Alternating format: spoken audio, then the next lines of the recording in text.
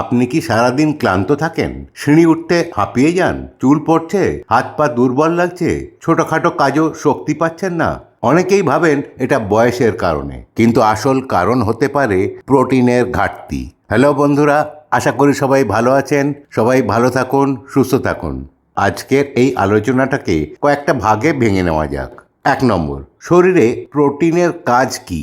2 নম্বর, প্রোটিনের ঘাটতির লক্ষণ কি কি? 3 নম্বর, প্রতিদিন কতটা প্রোটিন প্রয়োজন?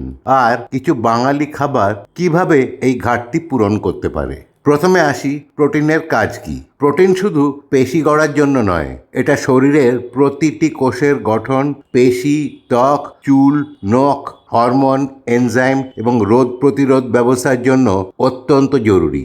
30 বছরের পর থেকেই আমাদের পেশি ধীরে ধীরে কমতে শুরু করে, তাই পর্যাপ্ত প্রোটিন না পেলে শরীর আরও দুর্বল হয়ে পড়ে। এরপরে আসি, প্রোটিনের ঘাটতির লক্ষণ কি কি। প্রোটিনের অভাবে দেখা দিতে পারে সবসময় ক্লান্ত লাগা, পেশি দুর্বল হয়ে যাওয়া, চুল পড়া ও নখ ভেঙে যাওয়া, ক্ষত শুকাতে দেরি হওয়া, বারবার সংক্রমণ হওয়া এবং বয়স্কদের ক্ষেত্রে পড়ে যাওয়ার ঝুঁকি বেড়ে যাওয়া। এরপরে আসি, প্রতিদিন কতটা প্রোটিন দরকার। সাধারণভাবে প্রতিদিন প্রতি 1 কেজি ওজনের জন্য 1 গ্রাম প্রোটিন লক্ষ্য রাখা ভালো। অর্থাৎ 50 কেজি ওজন হলে প্রোটিন 50 গ্রাম, 60 কেজি ওজন হলে 60 গ্রাম। অবশ্য নিয়মিত ভারী ব্যায়াম করলে প্রয়োজন প্রায় 1.5 গ্রাম প্রতি কেজি। অর্থাৎ ওজন 60 কেজি হলে প্রোটিন 75 থেকে 90 গ্রাম। এরপরে আসি, প্রোটিনের ঘাটতি দূর করতে সাধারণ বাঙালি খাবার কি কি। 1 নম্বর, ডাল।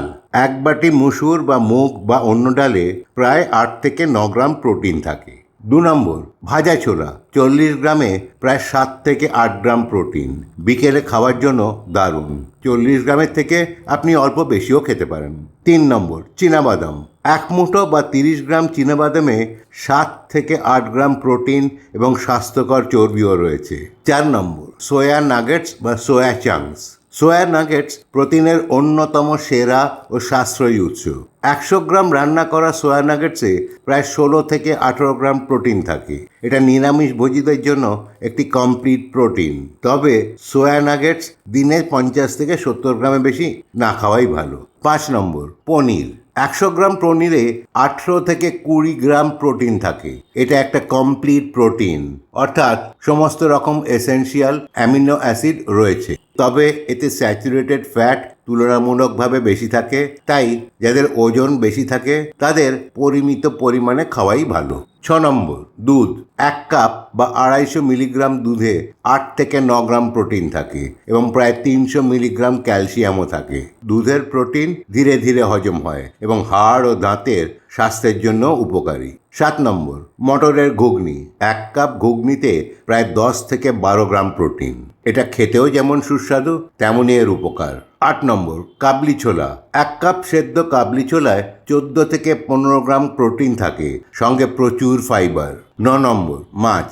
100 গ্রাম রুই, কাতলা বা মৌরলা মাছে প্রায় 18 থেকে 22 গ্রাম প্রোটিন থাকে। মৌরলা মাছ কাঁটাসহ খেলে ক্যালসিয়ামও প্রচুর পাওয়া যায়। 10 নম্বর, মুরগির মাংস বা চিকেন ব্রেস্ট। 100 গ্রাম রান্না করা চিকেন ব্রেস্টে প্রায় 27 থেকে 31 গ্রাম প্রোটিন থাকে, যা এই তালিকার অন্যতম সেরা উৎস। এইভাবেই সহজ পরিচিত বাঙালি খাবার মিলিয়ে মিশিয়ে খেয়েই অধিকাংশ মানুষ তাদের প্রতিদিনের প্রোটিনের চাহিদা সহজেই পূরণ করতে পারেন। অবশ্যই সবগুলো একই সঙ্গে খাবার কথা বলছি না, সুবিধা মতো খাবেন। আশা করি এই ভিডিওর তথ্যগুলো আপনাদের উপকারে লাগবে। যদি ভিডিওটা আপনাদের ভালো লেগে থাকে তাহলে সাবস্ক্রাইব ও লাইক করে সঙ্গে থাকার অনুরোধ রইল। সুস্থ থাকুন, আনন্দে থাকুন। ধন্যবাদ।